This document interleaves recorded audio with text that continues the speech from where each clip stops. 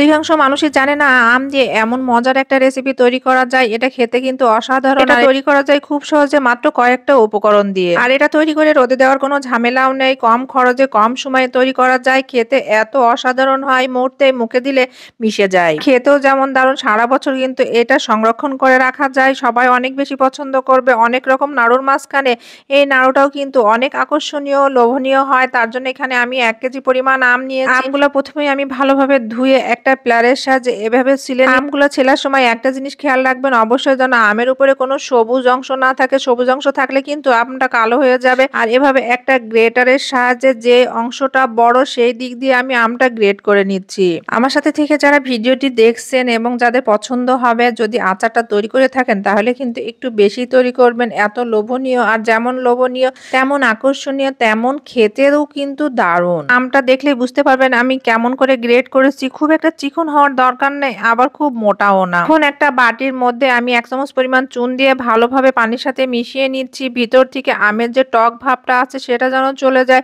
আর ভিতরে যে কালো কষটা থাকে, চুনে পানিতে ভিজিয়ে রাখলে সেই কষটাও সুন্দরভাবে বের হয়ে যায়। ১ ঘন্টা ভিজিয়ে রেখেছিলাম। ভিজানোর পরে আমি এখন ভালোভাবে ধুয়ে নিচ্ছি। আর এভাবে শক্ত হাতে আমটা আমি পানি থেকে চিপে তুলে নিচ্ছি। এখন একটা রুমালের উপরে দিয়ে আবারও কিছুক্ষণ এভাবে ভালোভাবে চিপে নিতে হবে। হাতে আসলে যত শক্তি আছে তত শক্তি দিয়ে চিপতে হবে, ভিতরে যেন পানি না থাকে। পানি থাকলে কিন্তু নাড়ুটা খেতে ভালো লাগবে না, আমটা গলে যাবে। নাড়ু তৈরি করার পরে ভিতরে যে একটা আলাদা রেশমি ভাব আছে সেই রেশমি ভাবটা একেবারে চলে যাবে। এজন্য আমি এভাবে শক্ত করে চিপে নিচ্ছি। আপনারা যখন তৈরি করবেন এইভাবে শক্ত হাতে চিপে আম থেকে সমস্ত পানি বের করে ফেলবেন। এখন চলেন আমের নাড়ুটা আমি কিভাবে তৈরি করেছি সেই প্রসেসটা আপনাদের দেখিয়ে দিচ্ছি। নাড়ুটা যেমন তৈরি করা সহজ, খেতে কিন্তু তার চেয়েও বেশি চুপ করে খেয়ে ফেলা যাবে। আর মেয়ে নাড়ুটা খাচ্ছে আর বারবার বলছে, তুমি এতটুকু কেন তৈরি করলে, আরো আম দিয়ে বেশি নাড়ু তৈরি করলে না কেন? এখানে আমি ৫টা আমের জন্য এখানে নিয়েছি ১.৫ কাপ পরিমাণ চিনি। এখন একটু সময় নিয়ে নাড়াচাড়া করে নিচ্ছি। আর যখন এরকম আঠালো একটা ভাব আসছে তার মধ্যে দিয়ে দিয়েছি সামান্য পরিমাণ এলাচ গুঁড়া, ১ চিমটি লবণ আর ১ চামচ হোয়াইট ভিনিগার। যখন এরকম মাখো মাখো হয়ে গেছে নাড়ানাড়ির এক পর্যায়ে, তখন আমি অন্য আরেকটা ফ্রাই প্যানে তিলটা ভালোভাবে গরম করে নিচ্ছি।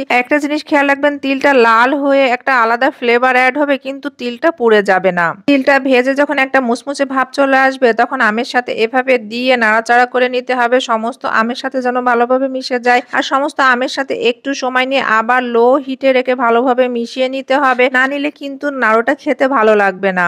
আমি এখন একটা প্লেটের মধ্যে দিয়ে একটু হালকা করে ঠান্ডা করতে দেবো। আর এই নাড়ুটা তৈরি করার সময় কিন্তু একটু গরম গরম অবস্থায় তৈরি করতে হয়। হাতে আমি কিছুটা ঘি মেখে নিয়ে এভাবে গোল গোল শেপ করে নাড়ু তৈরি করে নিচ্ছি। নাড়ুর গোল গোল শেপ দিচ্ছি। আর কি দারুণ যে আম আর তিলের একটা ঘ্রাণ বের হচ্ছে, খেতে অসাধারণ, মুখে দিলে নিমেষে মিলিয়ে যাচ্ছে। আপনারা বাসায় একবার হলেও ট্রাই করে দেখবেন।